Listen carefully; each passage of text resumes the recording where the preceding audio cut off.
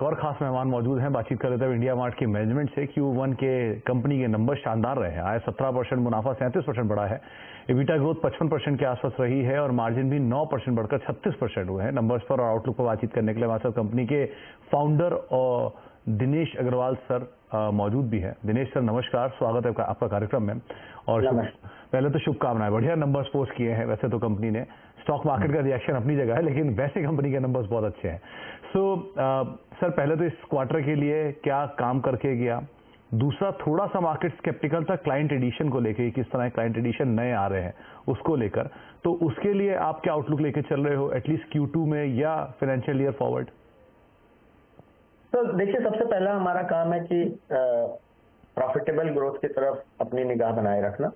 और जैसे customer churn हमारा बढ़ रहा था, तो हमने कोशिश की है कि ऐसी जगहों से ध्यान हटाएं जहां पे ऐसी इंडस्ट्रीज से या ऐसी सिटीज से जहां पे हमारा कस्टमर का रिटेंशन में दिक्कत हो रही थी। और उसका फायदा आपको देखने को मिला है। पिछले 2 क्वार्टर्स में मार्जिन 27-28% से बढ़कर के 33-34% होना चाहिए था, जो कि अभी इस बारी 36-37% आया है। क्योंकि काफी सारी ज्वाइनिंग जो होती है, नई ज्वाइनिंग, वो जून एंड और जुलाई बिगनिंग में होती है, तो इसलिए इस क्वार्टर में उसका असर नहीं दिख रहा है। अगले क्वार्टर में वो मार्जिन शायद 33-34% के बीच में रहेगा। रेवेन्यू पे भी अगर आप देखें तो कलेक्शंस पे हम ध्यान देते हैं। कलेक्शंस इस बारी क्योंकि कस्टमर एडिशन कम था, इसलिए हमारे कलेक्शंस भी 15% ग्रो हुई हैं। लेकिन ओवरऑल बेस चूंकि बड़ा है, इसलिए रेवेन्यू की ग्रोथ हेल्दी है। 1475 करोड़ रुपए का हमारे पास डिफर्ड रेवेन्यू है, जिसकी वजह से 80% हमारा रेवेन्यू वहीं से फॉलो थ्रू करता है। तो 17% के आसपास हमारी रेवेन्यू ग्रोथ भी रही है। अच्छा cash generation from operating activities रहा है। और हम कोशिश कर रहे हैं बराबर कि कैसे कस्टमर्स की ग्रोथ पे भी ज्यादा ध्यान दी जाए। अच्छी बात यह है कि हमारा करीब 50% जो कस्टमर बेस गोल्ड और प्लैटिनम का है, वो करीब 75% रेवेन्यू कंट्रीब्यूट करता है। और उस डायरेक्शन में हमारा मार्जिन भी काफी हेल्दी है, हमारा आरपू ग्रोथ भी काफी हेल्दी है और हमारा चर्न भी काफी हेल्दी है। जी, तो दिनेश सर 2-3 चीजें मैंने और ऑब्जर्व किया। डिस्पाइट कस्टमर एडिशन स्लो था, लेकिन आपका रियलाइजेशन बहुत बेटर होकर आया इस बारी। डिस्पाइट नंबर उतना स्ट्रॉन्ग था, लेकिन रियलाइजेशन अच्छा है। तो क्या कुछ हाइक किया आपने रियलाइजेशन का, जिसकी वजह से नंबर से इंप्रूवमेंट है? पहला पार्ट। दूसरा, टियर 2 सिटीज स्ट्रांगली परफॉर्म कर रही हैं पहले कंपैरिजन में। सो गोइंग फॉरवर्ड, क्या Q2 ऑनवर्ड्स या आगे के लिए टियर 1 से डाइवर्सिफिकेशन 2 की तरफ ज्यादा होता देख रहे हैं?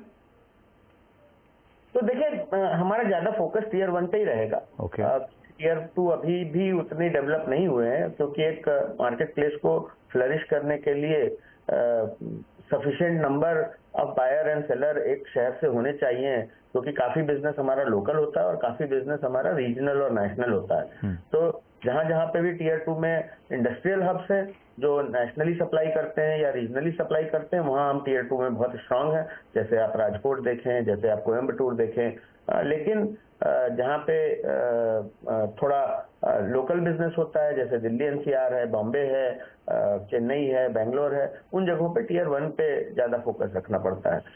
तो टियर 2 में जो इंडस्ट्रियल टाउन्स है, वहां पे हमारा फोकस रहता है, लेकिन ज्यादातर फोकस हमारा टियर 1 की तरफ ही रहता है। सॉरी, दूसरा सवाल क्या था? तो आपका जो रियलाइजेशन इस क्वार्टर में वो काफी अच्छा इंप्रूव हुआ है, उसकी कोई खास वजह?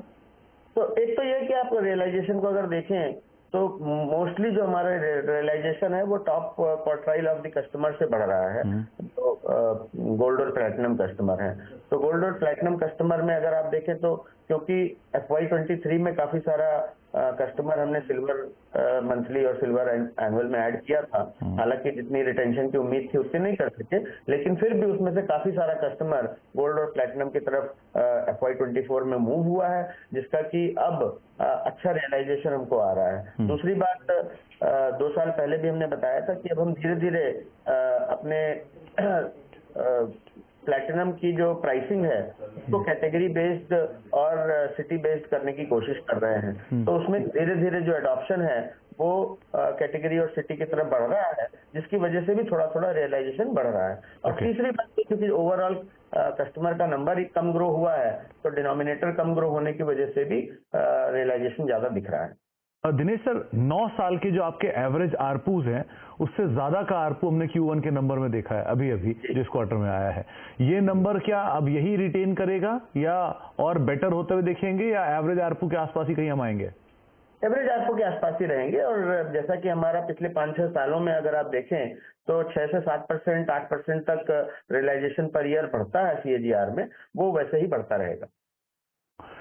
चलिए, बहुत बहुत शुक्रिया दिनेश सर, क्योंकि समय का अभाव आपके पास भी है, आपको भी आगे मीटिंग्स में है, इसलिए मैं आपसे और बात नहीं कर पाऊंगा, लेकिन बहुत बहुत शुक्रिया अपना समय देने के लिए, हमसे बातचीत करने के लिए, और एक बार फिर से बहुत बहुत शुभकामनाएं बढ़िया नंबर्स के लिए। आगे समय रहा तो आपसे दोबारा फिर बात करेंगे और डिटेल में, लेकिन बहुत बहुत शुक्रिया अभी के लिए अपना समय में देने के लिए। इंडिया मार्ट हालांकि आज है लाल निशान में कामकाज कर रहा है, लेकिन क्लाइंट एक्विजिशन को लेकर थोड़ा बहुत इशू मार्केट मान रहा है, बट वो Q1 के अंदर अभी पूरी तरह रियलाइज हुए नहीं, तो शायद Q2 के अंदर रियलाइज हो, तो गोइंग फॉरवर्ड शायद कॉन कॉल के बाद कुछ और रिएक्शन आप स्टॉक में देखेंगे, लेकिन अभी के लिए स्टॉक 6-6.5% नीचे कामकाज कर रहा है। एक ब्रेक का वक्त